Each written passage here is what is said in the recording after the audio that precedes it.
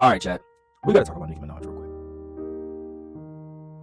quick. Look, bro, I've been following, every single one of Nicki Minaj's social media explosions for the past almost 10 years now, right? And I mean every single one because you can't escape it. She's the biggest female rapper. You cannot escape. And she's starting to lump herself into unwanted territory. And what I mean by that is people are starting to now align her with, people like Kanye West and stuff like that because of the personal, things that she has supported and stood by, from the absolute outlandish and loony things that she has said on Twitter to the things where it seems like she's just grabbing and reaching for attention just for attention. And I don't want to necessarily do that here. So in this video, I'm going to really kind of describe a lot of the issues with Nicki Minaj really since 2017, this current Roc Nation thing, and why I think it's possibly a tad bit unfair to lump her in with company like that. So since 2017, Nicki Minaj has undoubtedly been one of the most problematic hip-hop stars that we've seen in the public light. And by problematic, I'm not saying like Diddy level or nothing like that, right? But it's getting to the point where it seems like every year there's something negative to say about Nicki.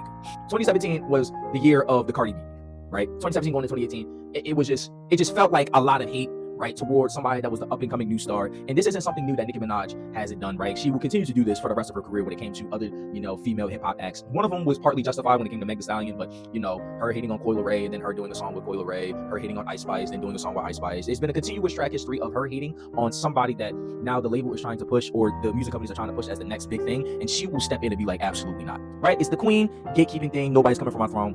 Cool, I get it. We can go to 2018 where she was beefing with a child because Travis Scott outsold her dramatically. And she was mad at the idea of bundles. What she failed to recognize was, or not even recognize, what she failed to tell everybody was she was doing the exact same thing. And it just wasn't working for her. So then she blamed the system. Now in 2018, if you recall, that was the year where everybody was doing bundles. When it came to Taylor Swift, when it came to Justin Bieber, when it came to Selena Gomez. Travis Scott and Nicki Minaj were just playing the game. She was just mad that she was losing at the game. It's when Drake sued, UMG for Not Like Us because he realized, oh, they're using the same tactics that they've been using for me my entire career. I don't like that. I don't like that. I'm gonna sue you guys. That's basically what she was doing. 2019, 2020, 2021, there have been a lot of problematic things when it comes to her husband. We don't gotta get into that. We know what the issues with that is. When it came to her brother, we don't gotta get into that. We know what the issues are with that.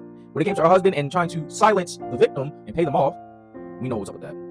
To when she was literally spreading a mass amount of information about COVID, saying that it could cause testicular cancer, and had barbs outside protesting against the CDC.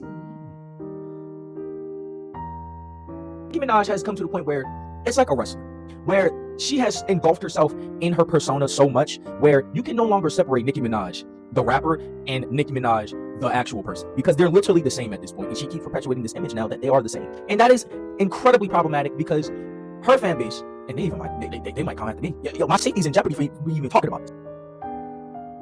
But her fan base is so unbelievably loyal to her, and she knows that, and they keep worshiping her like she's an actual queen.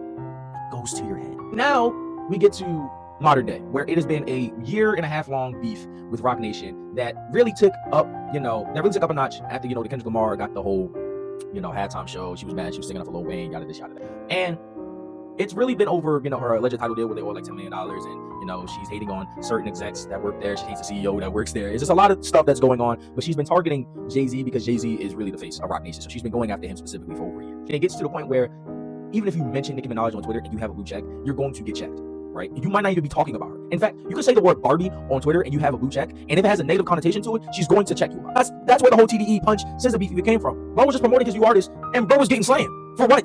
And now she's beefing with Dez Bryant. What is going on?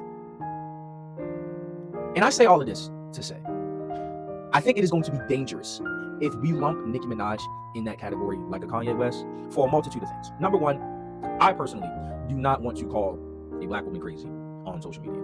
I don't want to perpetuate that image because I think it is incredibly harmful and incredibly destructive, because history has shown us time and time again, when a black woman is yelling at the top of her lungs about something, 9 times out of 10, she's right. So I don't want to do that.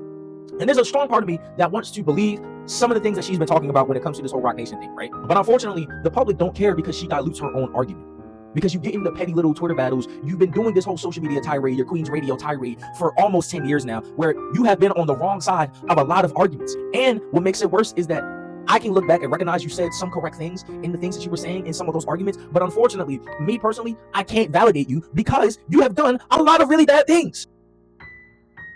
And I think that's where a lot of people are nowadays, where it's just like, Shut up. We don't want to hear from you no more. Your husband is this, your brother is this, you support this, you said this, you done this, and it invalidates everything that you're saying. Ye is the king of being the right message, but wrong messenger. Because he said a lot of things that are true about music execs, music labels, the fashion industry. But unfortunately, he surrounds all of it with just blatant racism, blatant homophobia, and a whole bunch of other disgusting things where it invalidates the argument now. I no longer want to listen to you. Plus, you put on the red hat and said that we chose to be slaves. And nobody wants to listen to you no more, gang.